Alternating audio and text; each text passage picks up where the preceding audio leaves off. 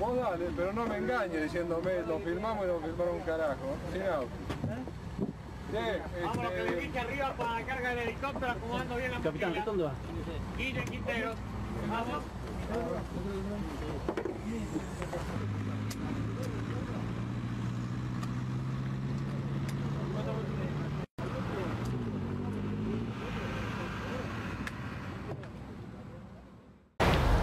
Primero fue artista, luego fue comando y cuando no pudo seguir más con su carrera militar, con el grado de coronel, se reinventó como empresario.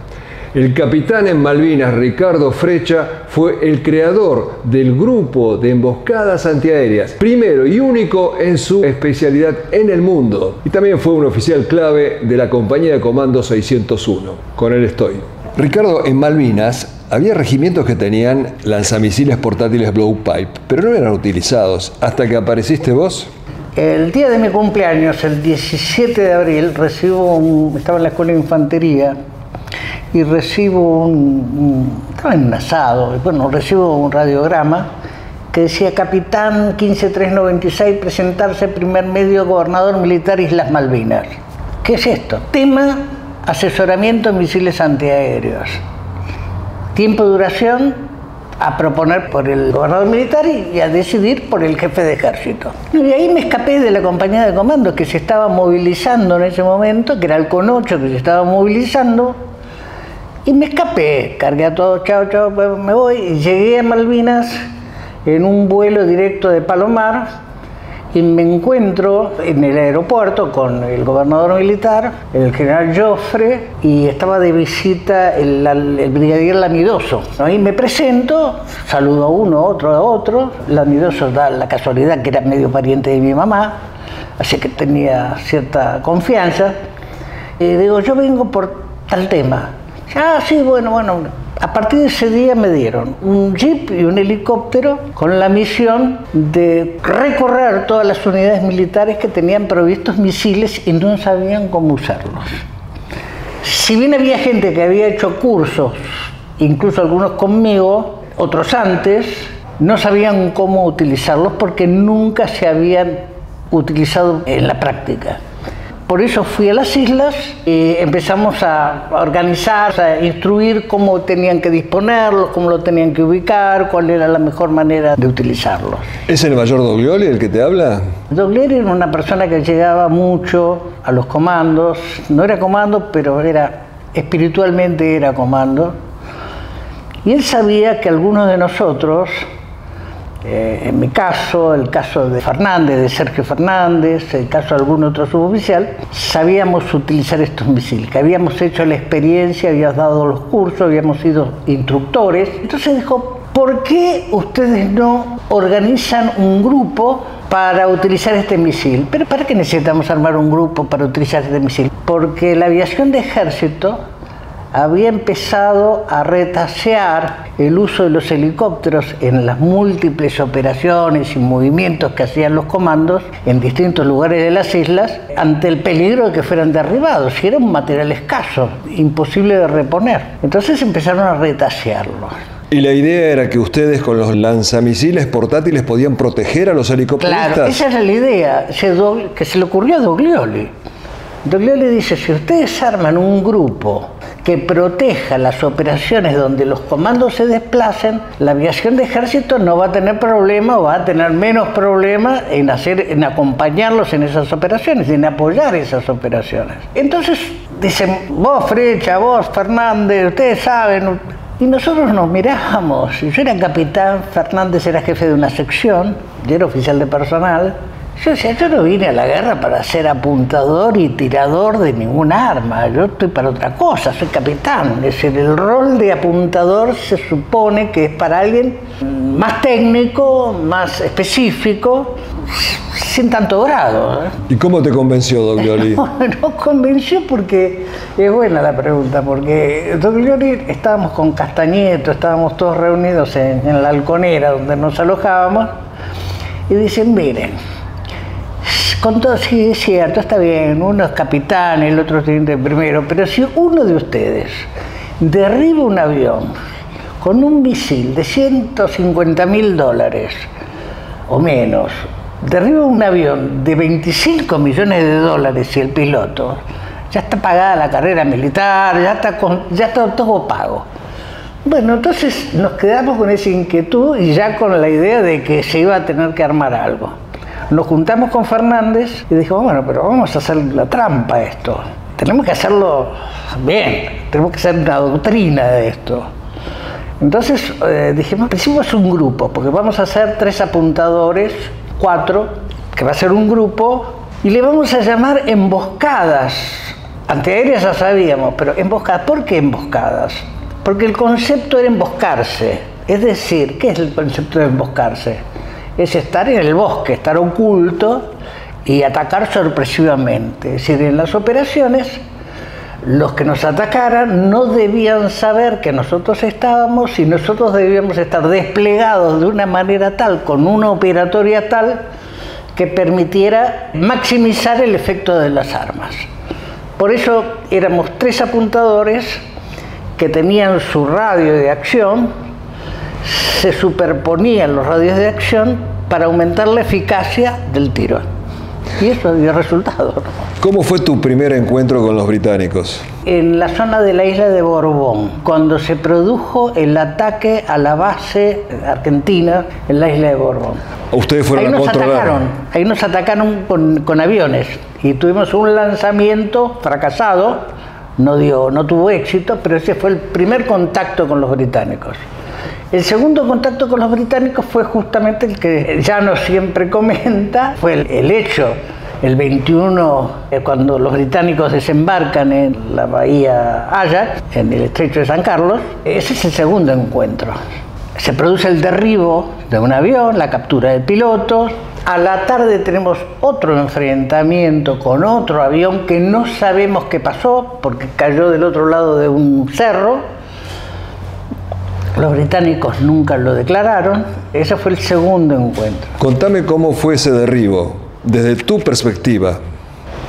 Desde mi perspectiva, bueno, fue muy a los apurones porque nosotros recibimos la alerta roja, es decir, la alerta sobre la presencia de los aviones, de aviones enemigos, alrededor de las 8 de la mañana. En Puerto Howard. En Puerto Howard. Estábamos ahí en el puesto de comando, una casualidad que estábamos todos, y recibimos la alerta. Yo era el jefe del grupo, doy la primera orden del despliegue que teníamos ya calculado. Entonces quedamos en dos círculos superpuestos, Fernández y yo. Y Martínez más a la vuelta, más hacia atrás, cubriendo el apoyo entre mi misil y el de él. O sea, siempre nos dábamos apoyo mutuo, ¿no? Ahí se producen los 2 disparos. Yo disparo, el mío va abajo, el de Fernández explota abajo. Un hecho inédito, porque creo que ese misil Blow Pipe no había volteado un avión en ninguna guerra, ni siquiera los británicos lo habían usado. El hecho comienza con las primeras luces de la mañana, cuando logramos avistar una de las aeronaves enemigas, la cual se aproxima sobre la posición, adelantándonos la presencia de una segunda nave que pudimos sí ver perfectamente y preparar nuestras armas para hacerle fuego desde el hombro, individualmente, y efectivamente tuvimos la fortuna de hacer fuego y batirla con un misil tierra-aire. El misil que estamos viendo en este momento, ¿cómo es que opera, en 2 palabras? Bueno, este es un misil que se lanza desde el hombro, como ya le dije, es lanzable por un solo hombre, tiene un alcance bastante interesante y se opera justamente contra helicópteros o contra naves que atacan en vuelo rasante, de frente preferentemente. ¿Y el piloto, ustedes lo rescatan? ¿Vos hablaste con él? Yo hablé en el centro de atención donde estaba el médico, que lo atendió del labio que tenía cortado, la clavícula fracturada, creo que era salida de lugar o fracturada, y estaba muy aturdido, muy asustado, mojado, por ende tenía frío, y por primera vez el tipo estaba abajo, ¿no? Estaba asustado porque al mismo tiempo se escuchaban explosiones de un barco que estaba tirando, y el tipo...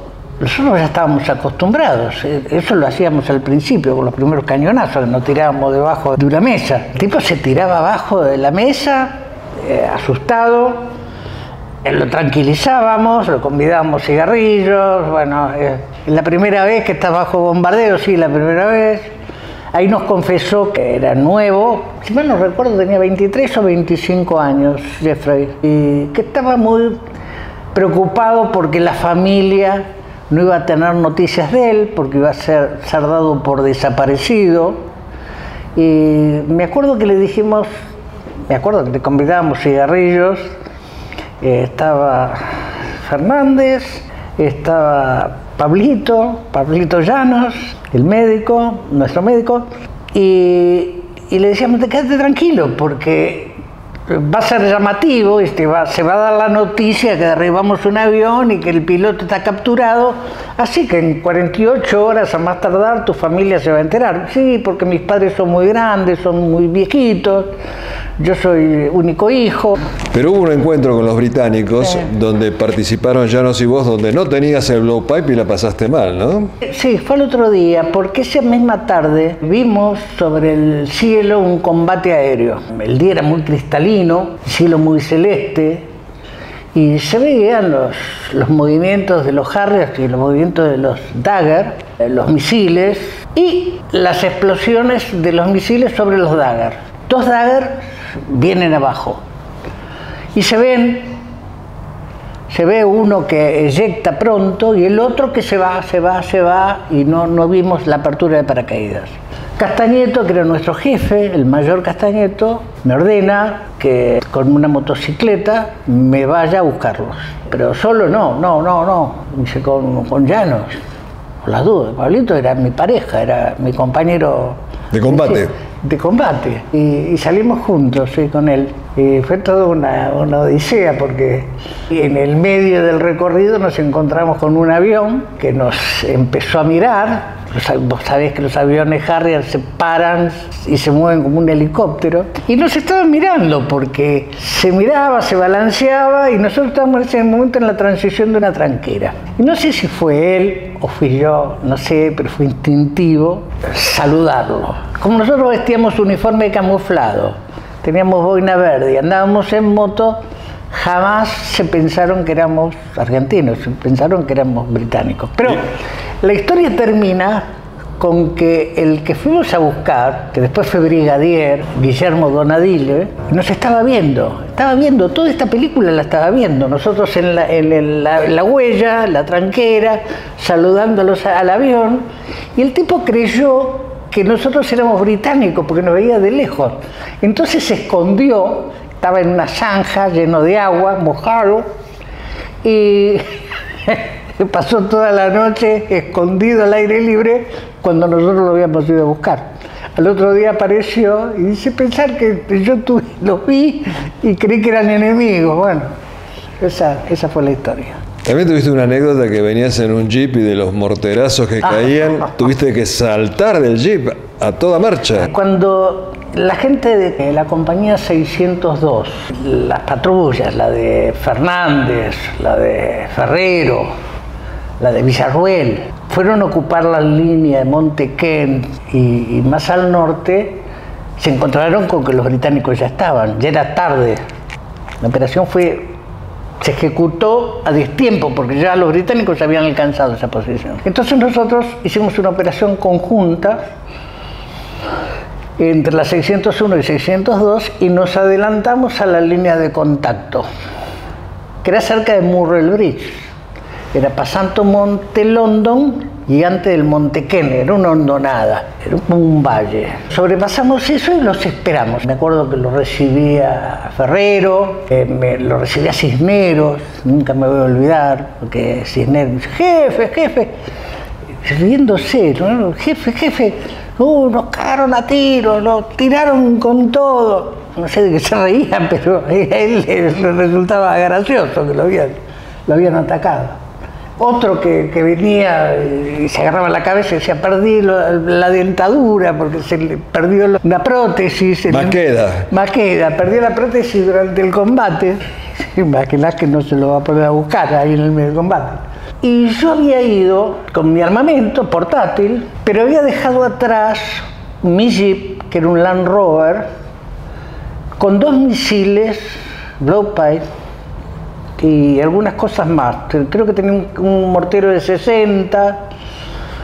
Y resulta que cuando vuelvo, al anochecer, recibo la orden de volverme, de terminar la misión, no encuentro el jeep.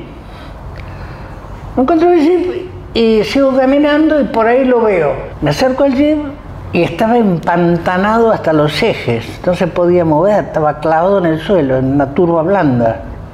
Bueno, le hablo a mi jefe y mi jefe me dice, agarre los misiles como pueda y tráigalos.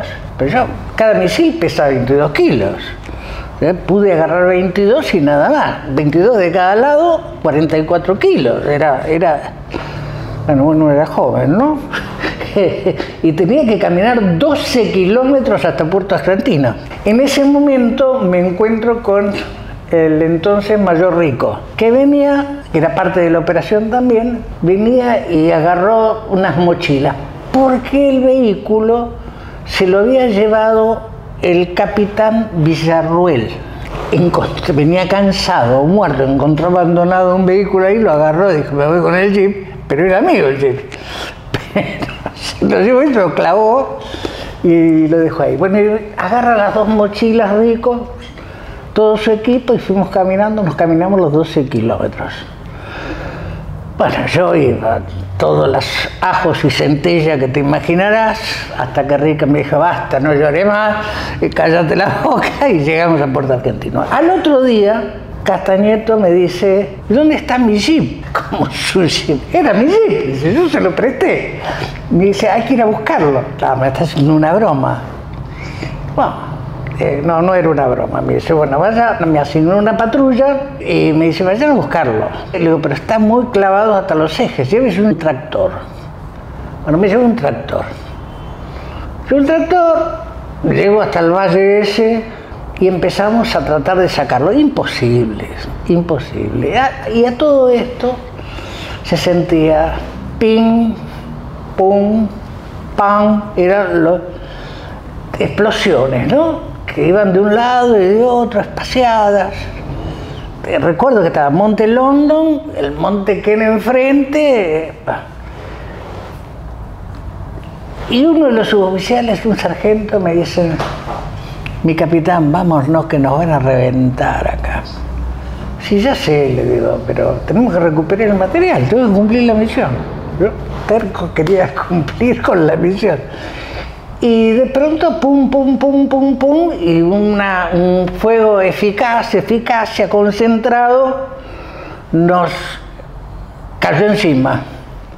Y era un desastre, porque era uno que explotaba en el aire y uno explotaba en el piso. Entonces, el que explotaba en el aire tiraba las esquirlas para abajo, el que explotaba en la tierra tiraba el barro para arriba. Y empezamos a correr. Cuando se producía una pausa de fuego, bueno, ahí doy la orden de abrirse, corriendo hacia retaguardia, sin llevarnos los elementos, porque no pudimos llevarnos los elementos, fue de apuro. Llegó un momento que dejaron de tirar, se produce una pausa de fuego. La pausa de fuego es porque ya no había, ellos ya no tenían un blanco, estaba muy abierto. Pero ahí se produce el otro problema, que uno me dice, cuidado, y me hace seña del piso.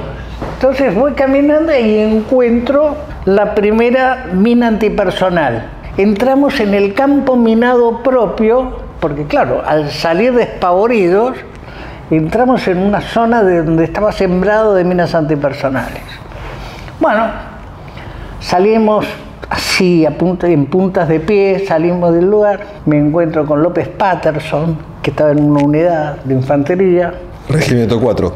Me pide por favor que llevara un cuerpo de un camarada que había fallecido. Y el jeep que yo había llevado, a todo esto dejé el jeep, el tractor en marcha ahí, quedó el jeep empantanado y yo estaba con otro jeep. Y le digo, no puedo llevar gente viva con gente muerta en el mismo lugar. Éramos muchos en un vehículo, hay que llevarlo aparte. Me dice, sí, pero ¿puedes llevar a este suboficial que tiene las manos heridas? Sí. Y nos subimos.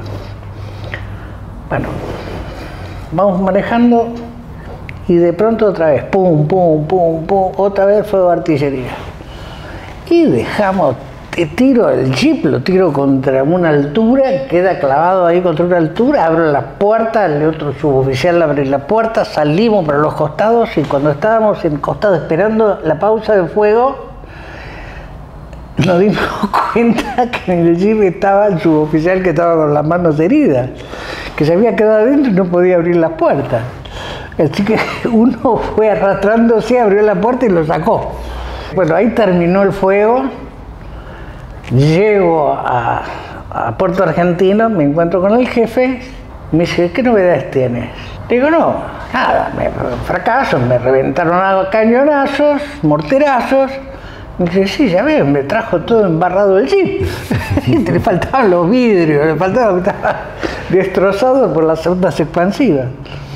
Me dice, bueno, pero si mañana está mejor el día, mañana se va de vuelta a buscarlo.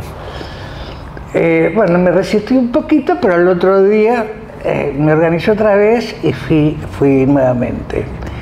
Con tanta desgracia que al rato de estar ahí, nuevamente me pasa exactamente lo mismo. Los tiros de prueba y el tiro de eficacia.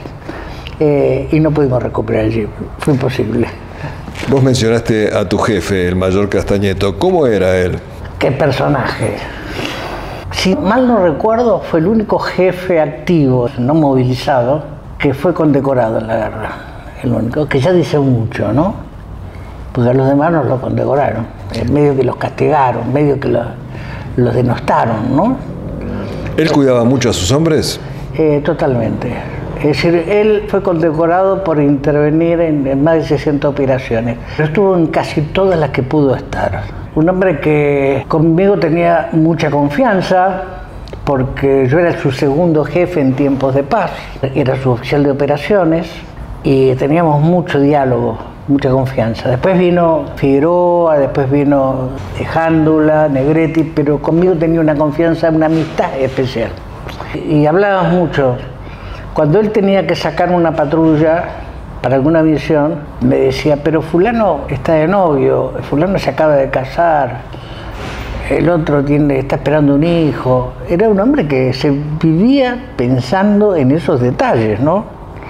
Y cuando una de nuestras patrullas quedó aislada, junto con la de Top Malo House de la 602, quedó cerca de Darwin, estaba Anadón, estaba Negretti. Él hizo todo lo posible por conseguir, por izquierda, porque no estábamos autorizados a utilizar helicópteros para ir a recuperar a la gente. Svendsen, que falleció hace poco, compañero de promoción, bajo mi responsabilidad yo pongo 2 helicópteros. Y sacó 2 helicópteros bajo su responsabilidad. Hoy, si estuvieran en actividad y estuvieran escuchando esto, lo echan del ejército.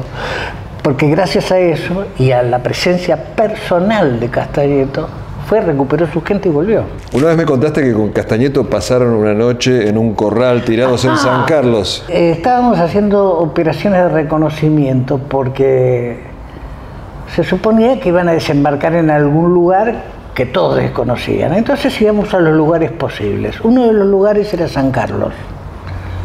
Fuimos y efectivamente encontramos algunos indicios de que estaban. Pero cuando abordamos la operación, fuimos sigilosamente. Entonces hicimos noche en un galpón cercano a los corrales, que no es muy agradable, es un corral de ovejas, digamos, donde hacen la esquila de las ovejas, que tienen un deck, una distancia al barro, digamos. Y me acuerdo que estábamos tirados ahí en el suelo y le digo algo así. Cómo me gusta esto. Entonces yo nací para esto. Y se reía, no lo podía creer. No lo podía creer. Y al otro día hicimos la operación de abordaje a las casas y el interrogatorio de los Kelper que estaban ahí. Y ahí descubrimos que sí, que había habido gente del SAS que había estado merodeando, ¿no? O sea que vos podrías decir que gozaste. Tuve momentos, siempre me planteé, ¿tuviste miedo? Sí, sí, alguna vez tuve miedo, momentos, pero son momentos cortitos. Por ejemplo, cuando volvimos de Puerto Howard, teníamos que cruzar el canal de noche sin visión nocturna, había un buque en zona, en alcance de sus armas, éramos 26 en un helicóptero de 20. Regalados. Y sí, yo ya no sabía a quién rezarle y me lamentaba de no haber sido más creyente, pero fue un rato. En la previa, cuando uno ya se sube, ya se le pasa, ya pasa. Me acuerdo que íbamos charlando, y yo encima lo tenía sentado, porque no había lugar, así que nos sentábamos uno encima del otro, ¿no? Pero iba Nadón, y le dijo, ¿cómo pésate? Y íbamos bromeando en el helicóptero, así que ya el temor ya había pasado, porque ya estábamos en el baile. Y se da así. Es decir, cuando te dan tiempo de pensar, meditas y ahí la pensás un poco, pero cuando estás en el baile ya no sentís nada. Y la verdad que yo al ejército le tengo que agradecer, creo que todos los comandos tienen que agradecer, que la capacitación en tiempo de paz fue tan fuerte, tan dura, tan completa, que la guerra casi fue suave, al lado de lo que habíamos pasado en tiempo de paz, ¿no? ¿Ustedes estaban mentalizados para morir? Sí, sí, completamente. Me acuerdo que el último día, la noche del 13 al 14, el regimiento 7 había sido sobrepasado. Creo que eran 2 batallones que lo habían sobrepasado, y a nosotros nos sacan de Puerto Argentino. ¿A ustedes los sacan de Puerto Argentino para apoyar al regimiento 7? No. Nos sacan de Puerto Argentino. Yo venía de estar en una operación cerca del cuartel de Royal Marines. Ahí perdí parte de mi oído porque fue una tortura, las explosiones, una tortura. Vuelvo y me dice, prepárense que nos vamos enfrente. ¿Enfrente dónde? Península de Freycinet. Esa es la que está enfrente, donde estaban los tanques de combustible. ¿Qué pasa ahí? Y dicen que van a desembarcar del otro lado. Se aprecia que van a desembarcar alguna patrulla porque se supone que pueden ser del SAS o comando, para conectarse con los regimientos que están sobrepasando al 7. Pero, ¿cuántos vamos? Era una mezcla de las 601 y 602. Éramos 22, si mal no recuerdo. Con lo cual no íbamos a hacer diferencia, ¿no? La misión era hacer una emboscada, preparar una emboscada para ese supuesto desembarco de esa patrulla. Y nos pasamos unas 4 o 5 horas con llovizna, nevisca, aguanieve, dura noche. Por ahí aparecía la luna, por ahí se desaparecía, siempre mirando verde, con los anteojos de visión nocturna. Y a eso de las 4 de la mañana, el jefe Castañeto nos dice que nos reuniéramos en un ranchito, en una casita de chapa que había más abajo.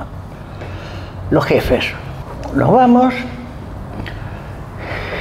y ahí con una velita, una luz muy lúgubre, nos dice que teníamos la misión de avanzar hacia el oeste, hacia las posiciones del regimiento 7, para ocupar una posición de bloqueo, para bloquear lo que había sobrepasado el regimiento 7. Pero ahí había armamento pesado del lado británico. No solamente, había de todo, había de todo.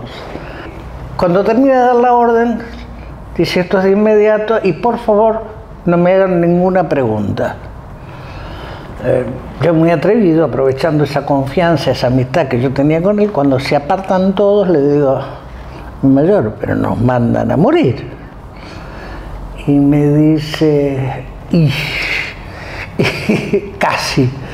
Bueno, de acuerdo que me doy vuelta, agarro a mi gente, le doy la orden, vamos a empezar a caminar para allá. La cara de ellos me lo dijeron todo, nadie dijo nada y empezamos a caminar, pero sabíamos que íbamos al muere, porque agarrar 2 batallones mínimamente enfrente, con 30 y tantas ametralladoras cada una, y nosotros éramos 22 con 2 ametralladoras, no teníamos ni pala para hacer un agujero en el piso, ningún arma de apoyo. Era ir al sacrificio. Y la convicción de ir al sacrificio la teníamos. Ahora, ¿cuál es la reacción en ese momento? Sí, la mía fue una resignación inteligente, para decirlo de alguna manera, ¿no? ¿Cómo es eso? Bueno, acá llegamos. Acá se terminó todo, acá se terminó la historia. ¿Tu familia? Yo pensé en mi familia. Digo, mi mujer es una mujer linda. Si me pasa algo, porque acá la convicción era que acá terminaba la historia, ¿no? Creo que la convicción del que es condenado a ser fusilado, creo que debe ser lo mismo, porque era la misma convicción. Yo pensé, mi mujer va a rehacer su vida. Acá el problema son mis padres, pobrecitos, que van a sufrir porque tienen a sus 2 hijos varones acá en la guerra, y mis hijos, que voy a dejar huérfanos a mis hijos. Esa era mi preocupación. Y me acuerdo que se abre el cielo y veo las 3 Marías, ¿no? Y yo tengo 3 hijos, ojalá que mis hijos alguna vez, de alguna manera, metafísicamente, se comuniquen conmigo mirando las 3 Marías.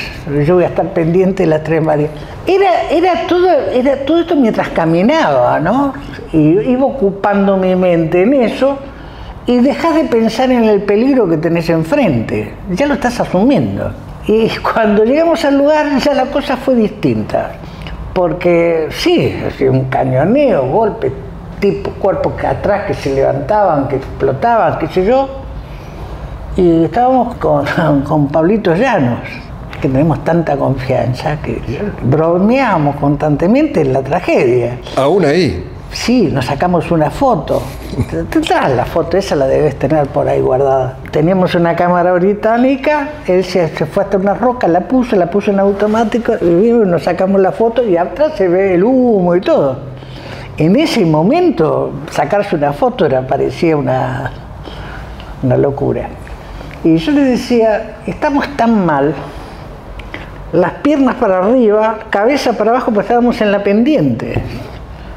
Era un absurdo, militarmente un absurdo. Todo esto porque nos habían dado la orden de que fuéramos a ir. No quiero pensar que fue una mala intención, pero estábamos mal. Y sabíamos que ahí íbamos a quedar hasta que nuestro jefe dijera que nos quedáramos ahí. Yo sabía que con mi jefe ahí iba a quedar, porque él no se iba a mover. Y me acuerdo que le decía a Pablito, yo vivo en San Miguel. Estas explosiones me tienen loco. Como tenemos las piernas para arriba, si te vuelan las piernas, hay que terminar en un carrito en el andén de la estación San Miguel. Eso es lo que uno habla en esos momentos de peligro. No sé si... Sí, era la sensación de que ahí terminaba toda la historia. Pero terminó la guerra. Terminó de golpe, abruptamente, de golpe, pero acababa de saltar, pobrecito, un soldado de un grupo de artillería que estaba atrás, antiaéreo. Lo había visto y escucho algo de fuego. Modulo mejor, pido repetición, colación, alto el fuego. Alto el fuego, ¿qué pasa? No, terminó todo. Y enfrente empezamos a ver gente que se levantaba a 800 metros más o menos, levantaba camisetas, remeras. Estaban festejando el fin de la guerra, los británicos.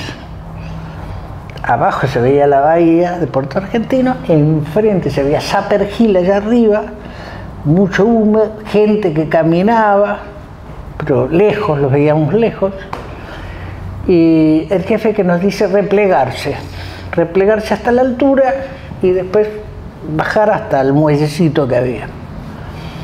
Y me acuerdo que todos dejan de tirar, menos la artillería de campaña de inglesa y los buques seguramente, porque yo sentía que seguían tirando de todo. Y ahí me di cuenta que había perdido la profundidad auditiva, porque vos aprendés por el silbido...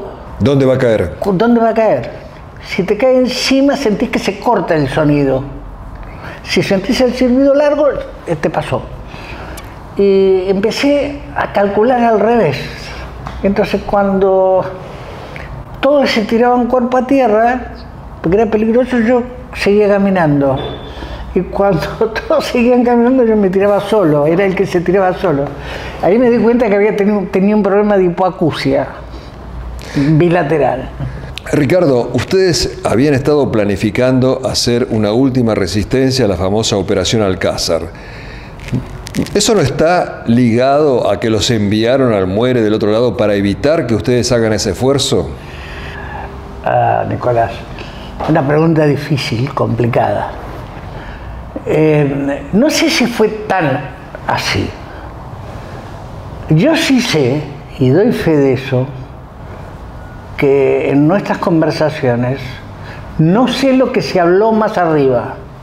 Sé en el ambiente, en nuestro nivel, en la diaria, se hablaba de que era una pena que ante la llegada inminente del ejército británico, que era un ejército profesional, hubiera tantos oficiales y suboficiales bien instruidos, medianamente bien equipados, algunos de ellos comandos, que no pudieran juntarse, reunirse y armar una fuerza capaz de hacer una oposición más sólida, ¿no es cierto?, que las unidades de conscriptos que estaban apartadas de Puerto Argentino, porque estaban sobre las planicies que llevaban a las playas, y que se podía juntar una fuerza importante. Esto se empezó a hablar. Sé que se habló. Sé que se habló hasta el nivel teniente coronel. Zaineldin. Claro. Pero él no aceptó. Hasta ahí sí que se habló. No puedo saber lo que se habló en privado, pero la idea era esa. Ahora, suponer que los comandantes o los generales hubieran decidido sacarnos, es una especulación creíble, creo yo, porque a nadie le convenía mucho la idea de que se terminara en un combate casa por casa o en el ejido urbano, ¿no? Pero salvando el honor. Sí, pero bueno, uno ve, vos sabés que cuando uno es joven ve las cosas de una manera, cuando uno tiene la sangre caliente y está en combate ve las cosas de una manera, y a lo mejor el que tiene otra responsabilidad ve otra cosa. No lo sé, no lo puedo saber, pero algo hubo. Ya sé a dónde va tu pregunta y yo sé que, pero no puedo aseverar de que eso fue exactamente así. Ricardo, a más de 40 años de la Guerra de Malvinas, ¿volverías a combatir? Totalmente. Totalmente, porque yo creo que la carrera militar, siendo hijo y hermano de militar, para mí es una vocación. No es una profesión, es una vocación muy similar a un sacerdocio, ¿no? Donde uno, cuando se va formando, se plantea estas cosas. Cuando jura la bandera, se plantea estas cosas. Yo estoy jurando en serio, dar la vida por esto. Y bueno, y esto va madurando. Desde la primera convicción, de la primera aproximación hasta que te toca, vos vas madurando esto. Y yo siempre le digo a muchos amigos, ¿vos sos capaz de dar la vida por mí? ¿Arriesgar tu vida por mí? Y me dicen, no. Bueno, ¿sabes qué? Yo sí, porque es mi forma de vivir, es mi forma de sentir. Y así como pienso yo, piensa la mayoría o casi la totalidad de los que hicieron la misma carrera, ¿no? Aún hoy con la edad. Aún hoy con la edad. Aún hoy muchos, cuando ven ciertas cosas, les hierve la sangre porque dicen esto está mal, acá algo habría que hacer. Y a veces se olvidan de que hoy son abuelos que tienen más de 70 años, que a algunos les duelen las articulaciones, no se pueden mover, otros no ven nada, y quieren seguir peleando. No sé, es un poco así, ¿no? Muchas gracias, Ricardo. Gracias, Nicolás. Un gustazo, ¿eh? El gusto es mío.